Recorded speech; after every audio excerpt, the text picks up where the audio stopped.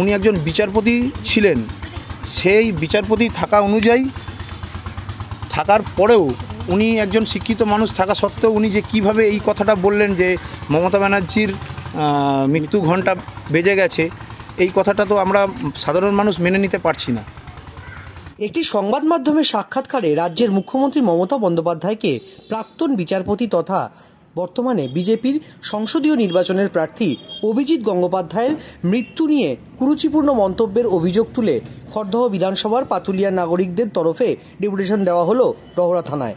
খড়দহ পাতুলিয়া সরকারি আবাসনের বাসিন্দা আশিস চক্রবর্তীর তত্ত্বাবধানে পাতুলিয়ার বাসিন্দারা গিয়ে ডেপুটেশন দেন। এ বিষয়ে বলতে গিয়ে আশিস চক্রবর্তী জানান, মমতা বন্দ্যোপাধ্যায়কে নাম ধরে টিভির ক্যামেরার সামনে প্রকাশ্যে যেভাবে তমলুকের বিজেপি প্রার্থী মাননীয় অভিজিৎ গঙ্গোপাধ্যায় মহাশয় যেভাবে উনি তার প্রাণনাশের হুমকি দিয়েছেন, সেই জন্য আমাদের সাধারণ মানুষজন, আপামর জনতা, যেখানে মহিলা থেকে শুরু করে যুব ছাত্র সমাজ সবাই বেরিয়ে এসছেন যে এই হেন মন্তব্য কি প্রকাশ্যে এভাবে প্রাণনাশের হুমকি দেওয়া যায়?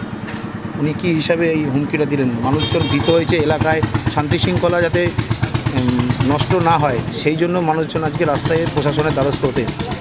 বিচারপতি থেকে এরকম বিজেপির কর্মী হিসাবে দেওয়া, এটাকে কীভাবে নিচ্ছেন?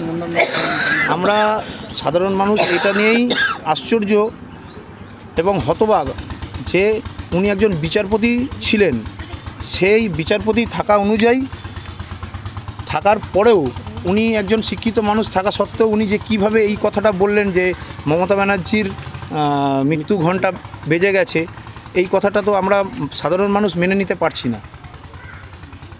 কি চাইছেন আপনারা? কি হবে? আমরা ওনার অবিলম্বে শাস্তির দাবি করি, আইনানুগ ব্যবস্থা যেভাবে হয়।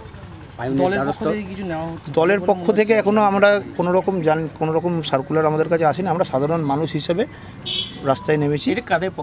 এটা সাধারণ মানুষ, পাতুলিয়া সুধী নাগরিকবৃন্দদের পক্ষ থেকে। আশিস চক্রবর্তী। পশ্চিমবঙ্গের মাননীয় মুখ্যমন্ত্রী মমতা ব্যানার্জিকে প্রাণনাশের হুমকি দেওয়ার জন্য অভিজিৎ গঙ্গোপাধ্যায়কে জানাই ধিক্কার। পশ্চিমবঙ্গের মাননীয় মুখ্যমন্ত্রী মমতা ব্যানার্জিকে প্রাণনাশের হুমকি দেওয়ার জন্য অভিজিৎ গঙ্গোপাধ্যায়কে জানাই ধিক্কার। অভিজিৎ মানুষ তোমার বিরুদ্ধে পথে নেমেছে, অভিজিৎ গঙ্গোপাধ্যায়কে আমরা জানাই ধিক্কার। ছাত্র যুব রাজপথে অভিজিৎ ব্যানার্জি হুঁশিয়ার, বন্ধু রাজপথে অভিজিৎ ব্যানার্জি হুঁশিয়ার, ছাত্র যুব রাজকুমার হুঁশিয়ার, বোনেরা রাজপথে অভিজিৎ গঙ্গোপাধ্যায় হুঁশিয়ার।